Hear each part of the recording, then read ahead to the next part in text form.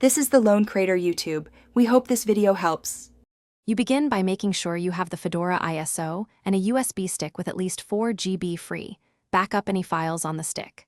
Once ready, launch Fedora Media Writer and pick the Fedora image you downloaded or a recommended release from the list. Next, select the USB drive as the target. Make sure you choose the correct device to avoid data loss. Click the action to start writing so the tool can format and transfer the image to the stick. You need administrative privileges so the writer can format and access the USB device. Grant them when prompted.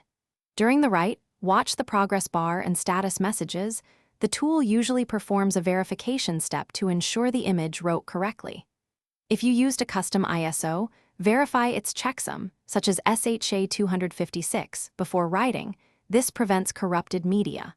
Once verification finishes, the writer will report success or errors, and you can proceed to safely prepare the system to boot from the USB. You finish by shutting down and configuring your computer to boot from the USB.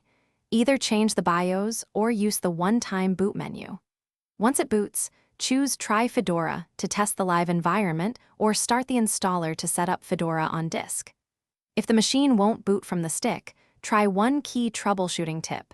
Disable Secure Boot temporarily and reflash the USB. Alternatively, confirm the ISO checksum and use a different USB port or stick to rule out hardware faults. Thanks for watching. Consider subscribing if we helped you.